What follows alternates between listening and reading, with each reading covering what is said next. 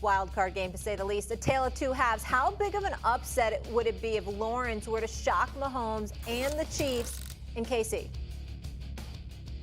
I think it would be a huge upset because of the greatness of Mahomes and the experience of the Kansas City Chiefs.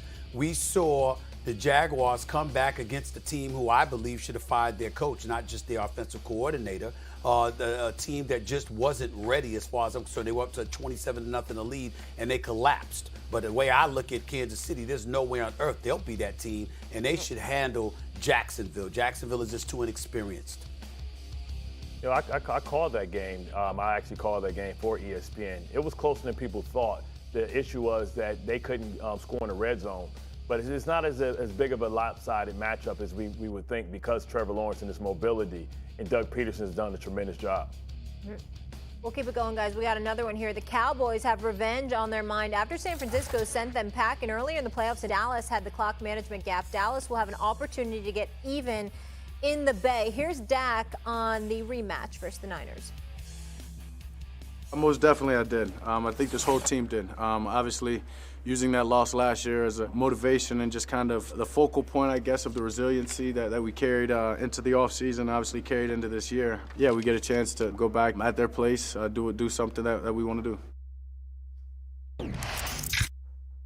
All right. The Cowboys and Niners were littered with Pro Bowlers. Dallas had 7. San Francisco had 6. The Cowboys are tied for 2nd, while the Niners are tied for 4th in the league in number of Pro Bowlers on their squad. All right, Stephen A., before we get into it, I'm told you have some news. Is that correct?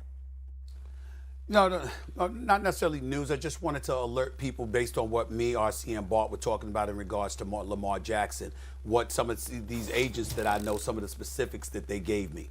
They said the issue, Bart, with Lamar Jackson is looking for about a $235 million deal. That's over the Deshaun Watson contract. Right. Plus, he wants a guarantee. We're back on Get Up, and amidst all of the playoff action from this weekend, there is Lamar Jackson. The last month and a half have taken so many twists and turns. It all really began week 13 when he hurt the knee in what was an eventual win over the Broncos in Baltimore. He would miss the last 5 games of the regular season, would not travel with the team to Cincinnati for their wild card loss. Then yesterday, the Ravens and their offensive coordinator, Greg Roman, parting ways. Roman saying he was stepping down to pursue other opportunities. Everyone wanted to know, what does that mean for the future of Lamar Jackson? Let's start by hearing from the coach, John Harbaugh. Lamar Jackson is our quarterback. I mean, he's been our quarterback. Everything we've done in terms of building our offense and building our team, how we think in terms of people and put people around him is based on this incredible young man and his talent, his ability, and his competitiveness. Eric wants him here, I want him here, Steve wants him here, and Lamar wants to be here. All right, so that's what he said yesterday. Sounds very different than he sounded down the stretch leading into these games. Let's start with this, Diana. Twitter couldn't make up its mind yesterday. Some people thought the departure of Greg Roman meant, oh, Lamar is gone. Others thought it meant that means it's more likely that Lamar stays. Yeah. How should we interpret this change? It should be interpreted as the Baltimore Ravens have been disappointed in the decline of this Ravens offense in the passing game specifically over the last few seasons. That's really been the issue. This isn't some little puzzle piece that tells us that they are now going to trade Lamar Jackson and they are going to restructure their entire roster to fit a different type of quarterback. Coach hit it exactly how it's been communicated to me. The Baltimore Ravens are all in keeping Lamar. What will eventually happen in terms of the contract, we don't know just yet. Right. But if we can probably predict at this point what will happen, it's most likely going to be the franchise tag. They want to keep Lamar Jackson a Raven. Look, if you are playing with your quarterback on a franchise tag, not to quibble with your wording, but it's hard to say you're all in, right? All in, I think, to Lamar means something else completely different than playing next year on the franchise tag. Remember, too, with Greg Roman as well. The fire was hot last year, right? So this is now 2 seasons in a row where it was building, and in the end, they just needed to make a change. Well, the thread of commonality, Ryan Clark, on those two is that in both of the last 2 seasons, Lamar Jackson got hurt, and the offense fell completely off a cliff without him. So how do you read this? Give me the Ryan Clark crystal ball here. What's going to happen in the next 2 months with Lamar Jackson and the Ravens? You know what? I'm going to summon my inner Dionne Warwick and think a little bit about Mr. Cleo, which would be my name. I have no freaking idea, Greeny. What I will say is this.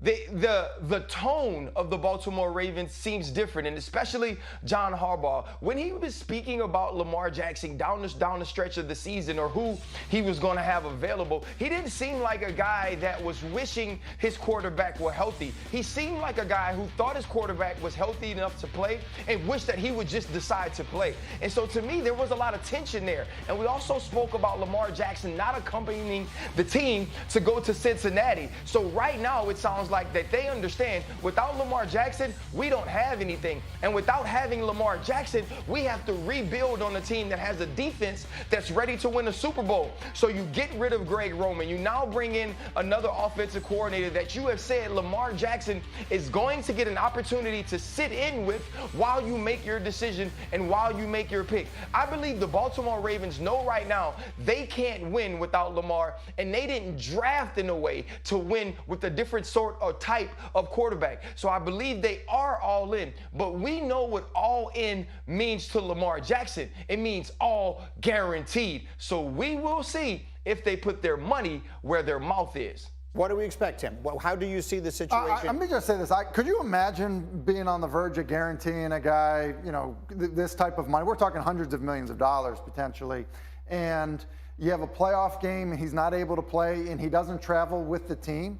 Like, just to even be a resource to the guy that is playing, to be helpful to that player. Like, name me another guy you'd feel comfortable guaranteeing that type of money so for. What you're saying, to me, this doesn't feel good at all. And I get that Harbaugh's tone has changed drastically. And I think because now we're dealing with a different thing. We are dealing with frustration in terms of him not playing, okay? And now we are dealing with, look, I'm going to talk this guy up as much as possible because I think everything's on the table for us. And I don't think either of those things really have anything to do with Greg Roman. I think the Greg Roman of it all is a little bit like Wink Martindale. Is Wink a bad coach? No. But did they move on from him in Baltimore? Yes, they did. Is Roman a bad coach? No. But sometimes it's just time for change. But let's just make sure that we're clear on what you're saying, because I want to make sure. Lamar Jackson not traveling last weekend, I interpreted as an indication that there are genuinely bad feelings now. I don't know if they're in one direction or in both directions. One thing to this, because I did ask Baltimore about that afterwards. I said, we're making a big thing about Lamar not going, and they said he wasn't feeling well. Like he something. Was sick, right? He wasn't feeling well. Listen, if he's contagious, sure, fine. Tell us he's contagious, because like part of it for me is that like if Dak Prescott is hurt, is he there helping Cooper Rush? Heck yeah, he is. And they want him there because he's a valuable resource to help you win games. And if he can't because he's sick, they would tell you that. The Ravens have had opportunities. If there was all this noise, however you want to describe it, around Lamar Jackson, the Ravens have contributed. RC, they've contributed to that noise existing, right? Oh. They could have shut this down if they wanted to, and they never chose to.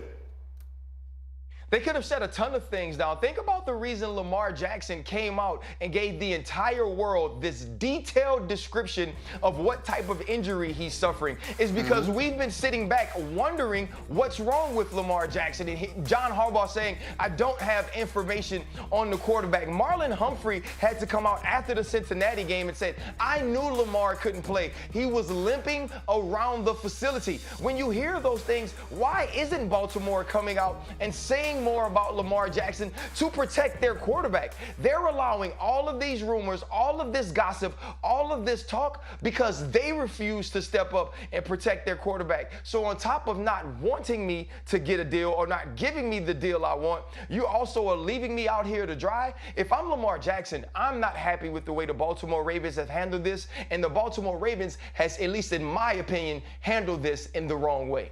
Quickly, Nico, your take on it. Everyone, I agree with, no one seems happy right now in this situation. Can they fix it? I need to make sure his knee's okay, first of all. It's unstable, I guess. If he's been out 6 weeks and he has a grade 3 PCL, a sprain is a tear. So you could partially, Von Miller partially tore his ACL. Right. He had to go have it fixed. Right. Because you can't fix a PCL or an ACL with just time. Right. That has to actually be repaired. So if I'm going to guarantee $250+ million to a guy that has a PCL injury that we don't know will stay stable and sound in a running back, quarterback who wants to run the football, he's got to have his knee. He's got to be 100% before I give him that money. There are a lot of questions. RC, 10 seconds, finish it up. Yeah. That is not true. I tore my PCL in 05. It did take the season in order for me to get healthy. It was never fixed by surgery. I'm no Lamar Jackson. I can't run 4.3, but the next 8 years did work out well for me, never having surgery. So, look, as you can see, everything in the world is on the table at this point. The next 2 months will be all about Lamar Jackson and the Ravens. This weekend will be about Dak Prescott and the Cowboys. They go west looking to 86 the 49ers, and we'll tell you exactly what he has to do to get it done. Next, Get Up on ESPN. We love our new home. There's so much space. We have a guest room now. But we have ants. You're